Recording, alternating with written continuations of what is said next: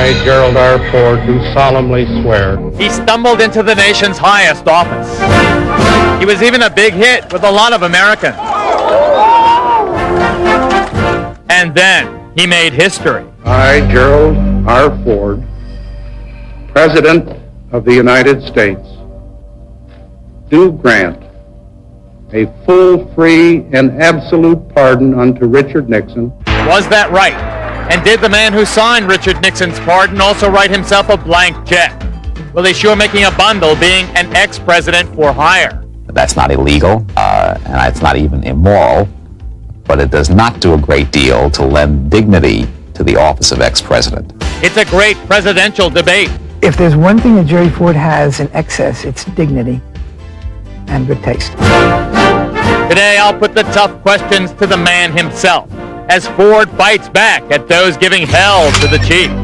But first, let's flash back to September 9th, 1974, the day we picked up our morning newspaper and read about his pardon of the then disgraced Richard Nixon. Of course, Ford was the man Nixon himself had appointed vice president, putting him in line to take over the White House when Nixon resigned, as he was sure to do over the already festering Watergate scandal. I, Gerald R. Ford, do solemnly swear that I will... So what we had here was the only president never elected, handing out a full pardon to the only president forced to resign the office. Now, therefore, I, Gerald R. Ford, President of the United States, do grant a full, free, and absolute pardon unto Richard Nixon. Since then, Mr. Nixon has buffed up his once tarnished reputation. He writes best-selling books. Movers and shakers listen to him. The press follows him around. And he was supposed to be the bad guy. But whatever happened to the other guy? Well, despite his personal popularity, President Ford never did get off to a graceful start. He was noted for pratfalls,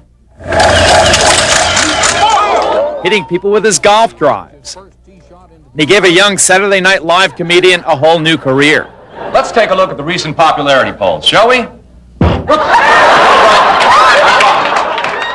President Ford may have stumbled his way through his half-term in the presidency, but ex-President Ford seems to be walking a straight line, right to the bank. Jerry Ford, after his presidency, has spent part of his time being the party elder statesman, but he's also spent a great deal of his time simply having fun and making money.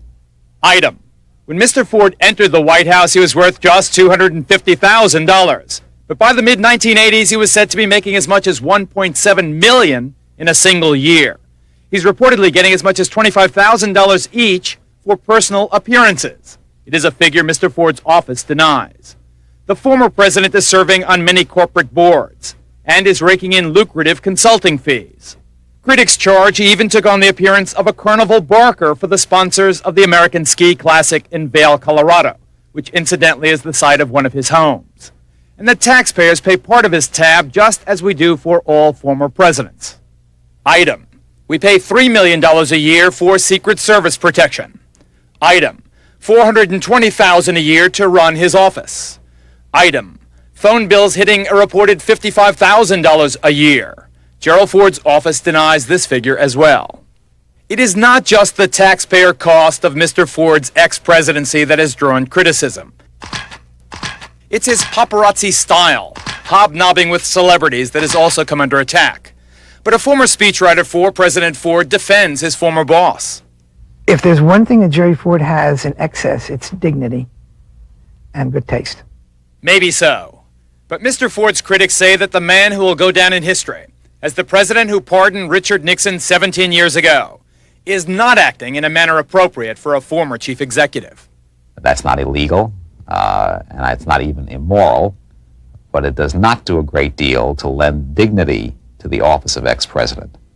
Joining us now via satellite from Denver, Colorado, the man who was thrust by dramatic and unexpected events, first into the vice presidency, and a year later into the White House as the 38th President of the United States. This is former President Gerald Ford.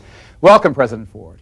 Nice to be on the program. We're delighted to have you on our premiere broadcast. I want you to cast your mind back now almost exactly 17 years. You're 61 years old.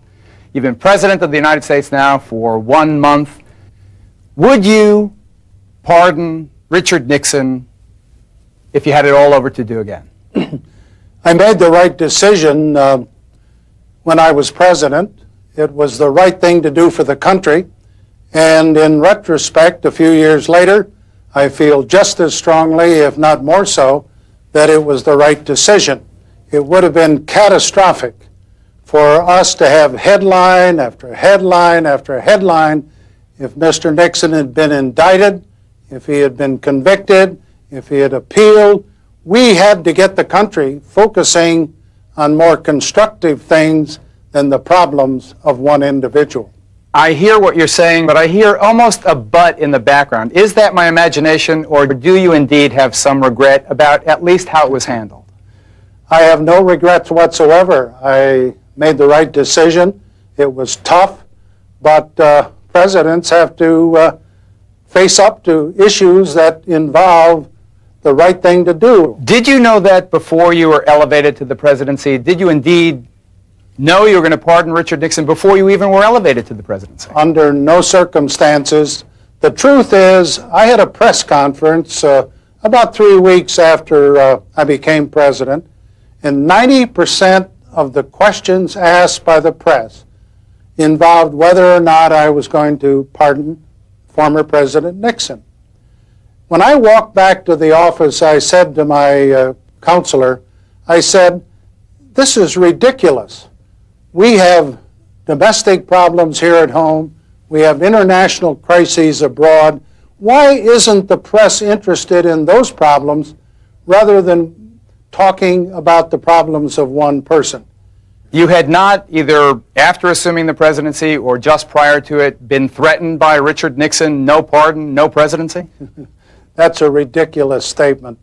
There was no communication between me and former President Nixon on whether I should or shouldn't grant him a pardon. Have you chatted much with Richard Nixon in the years since? Has he thanked you? I chat with him about 3 or 4 times a year. He calls me, I call him on our respective birthdays. If his wife Pat is ill, I usually call, and if my wife Betty is ill, he usually calls. We have that kind of a friendly relationship, which I think is very appropriate. You mentioned, so I don't want to dwell on this, but I know you had a bum knee for a while. You had an operation. You have an artificial knee, I think. How are you doing? Well, I had a total knee joint replacement a year ago in April. You know, those old limbs finally give out when you're 70-some years old. Well, if I get to be your age, I hope I look the way you do. Thank you. You're looking terrific. On another topic, let me just ask you, you know, you are on the one hand beloved by many people, certainly very well respected by the vast majority of we Americans. There has been an undercurrent of criticism in recent years, however, that you have used the ex-presidency as a means of enriching yourself. You were a man of modest means. All those years you devoted to public service. You are now, by all accounts, a multimillionaire, a very prosperous person. How do you deal with those critics? Well, first, those stories are terribly exaggerated. The truth is, when I left the White House, I spent most of my first 4 years lecturing and teaching at colleges and universities. And those are not money-making operations. On the other hand, I have had a number of opportunities to participate in various business organizations. But I'm pleased to tell you that for every 10 invitations, I've turned down 9. I have very scrupulously, very carefully rejected those that had any conflict of interest with the federal government. Would it be tacky of me to ask how wealthy you are now? I know you have the place in Rancho Mirage, the place in Vail. Are you a high roller now, Mr. President? Not at all. I said a moment ago that those stories that you've been retelling are grossly exaggerated. What's your prime contribution as ex-president? What do you think? Well, first, I am very proud of the fact that while I was president, I did heal the country. I inherited a very bad situation with Watergate and the problems of Vietnam. And the healing of America was, I think, the major contribution that I made in the 2.5 years that I was president. was a wonderful experience, and I'm deeply grateful for the opportunity. Our best Thank wishes you very, to you. very much. Our best wishes to you and to Betty, and in the words of Mr. Spock, live long and prosper, sir. Thank you, and the same to you. We'll be right back.